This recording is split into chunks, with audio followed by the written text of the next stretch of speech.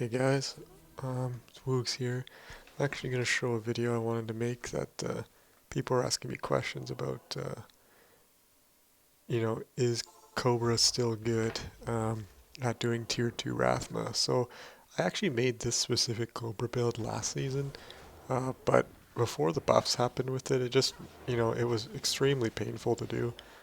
So I kind of just dropped it, but season 9 we saw a lot of Cobra buffs.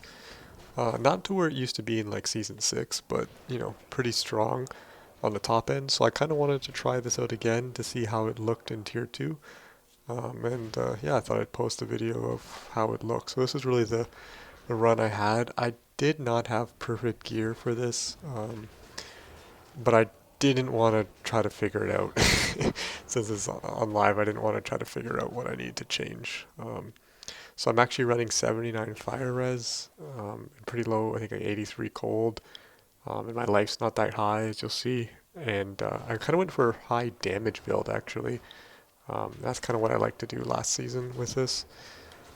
The big benefit that I liked for this was the use of 2 times plague um, to give you a big pierce and that huge cleansing. So that's kind of what's really, really nice on that. Last season, the P Novas of Plague would, next hit delay your Cobra, so it was a pain, but now that's removed, so it's actually really nice. So you see the damage on these guys is just ridiculous.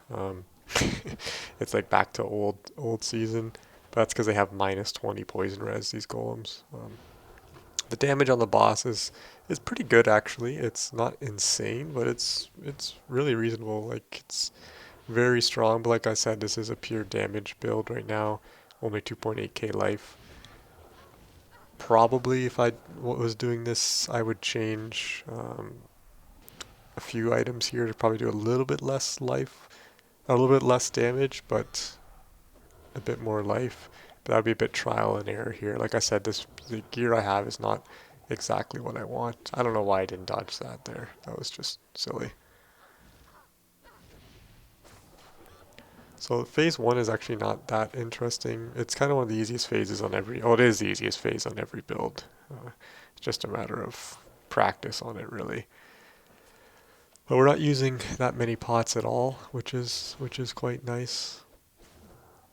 One other thing I would probably change is I have 175 PLR plus 2 times cleansing on both of my claws. I think that's too much. I would probably drop a little bit of the PLR, maybe down to 125, 150. You could probably even do less, but for farming this, I think it's just a bit easier. That would be a bit of a min-max thing you would do, but that's something I would play around with a little bit. So you see phase 1 was super easy, really, really quick. Just throwing stuff in my cube. I didn't bring that many with me. So the big change in this versus last season is the next hit delay. That's allowing the P Nova proc off your plague not to cancel basically the next application of your Cobra Strike, which was really frustrating with these builds. Also, the next hit always misses is another huge issue we used to have on this build specifically. That's now been removed, so you can actually run Claw Block again. When I was building this last season, I actually had to spec out of Claw Block because every time I blocked, I was missing my attacks, and you were just standing there constantly whiffing, and that was painful. So now that that's been fixed, it makes the build obviously much, much stronger. So I'm running 3 facets in my Nat's armor, and I'm running 3 facets in my Andes. That's just because I want to have as much pierce and damage as possible to the goal previous last season, which didn't work, is I wanted basically one full application or rotation to kill the Void Knights, because if the Void Knights are up, that's the hardest part. So that's what this build is focused on, and we'll see how that works here. It is a bit risky in the Rathma phases to have no fire res, but we have to just make sure to kill the souls as quick as possible. Also, being in melee range is a bit risky with Rathma, so you kind of have to listen and really time it. You see here the souls die really quickly.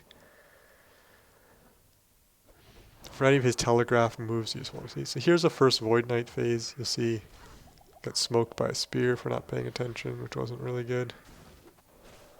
but they just die really quick. The other thing is with your cleansing, you're getting rid of the curses really quickly, so you're not decrept for very long, which was one of the painful topics previously.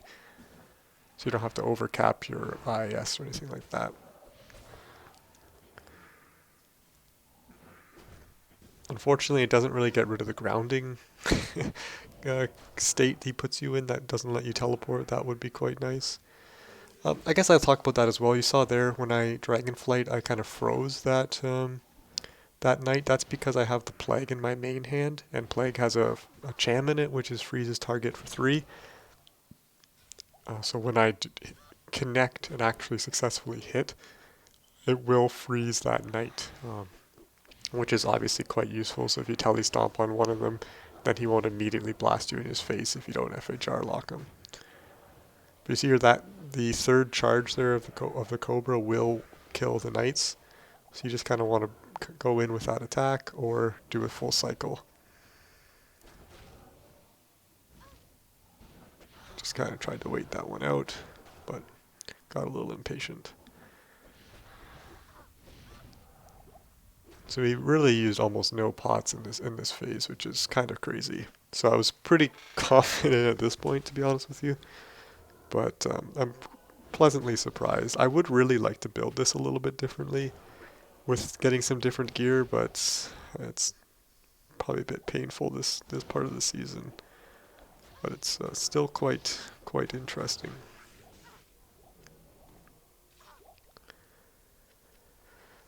I believe I planned to only go in with like 2 antidotes here. You need 4 typically for this phase for Mendown, but since I have Claw Block, I figure I'll block some of them, and then with my double cleansing on the claws, then I will.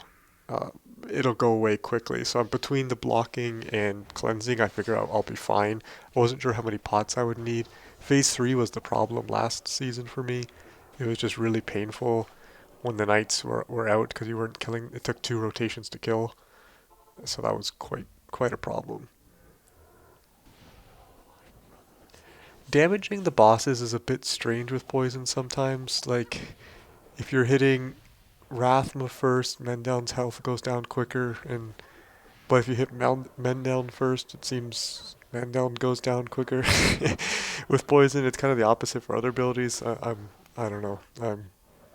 It's a bit confusing, but it's so my plan here was kind of to damage both of them somewhat equally, um, so that I don't just kill off Mendown with Rathma with a lot of health, because if you do that, he kind of goes berserk and will attack much quicker all the time. So you kind of don't want to get men down too early if you can avoid it. So it still is pretty dicey there once the knights are out if you're in a bad spot like I was. So you kind of want to have a bit better positioning than I was doing there.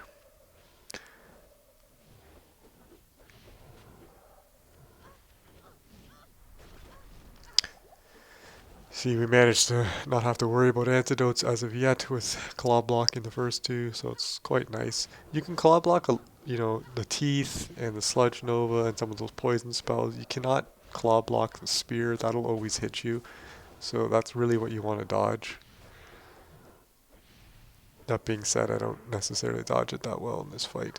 I'm focusing the purple one, the physical knight first, just because he does the most damage. To be honest with you, the fire one's probably doing quite a bit of damage to me as well, based on my fire res, but I just kind of out of habit also making sure to get down the fizz one as quick as possible. So at about halfway through, with 2 night phases down, we have quite a lot of pots left, so it's looking quite good at this point, to be honest. I'm focusing Rathma right now because his health seemed a little bit too high compared to Mendown. So I wanted to see if I can switch up to Rathma if he would go down a bit quicker, just so I don't have them too off-synced there. That was the first time I had to antidote. I was a bit slow at it, so be careful about that.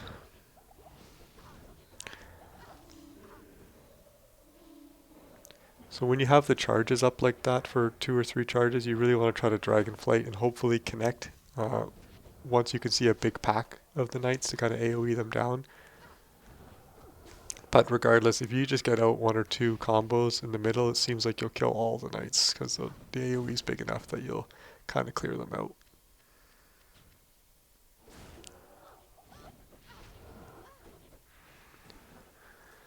Now, the only downside of this build is really obviously that you're in melee, so you kind of want to get your spacing correct and really watch the bosses for their abilities.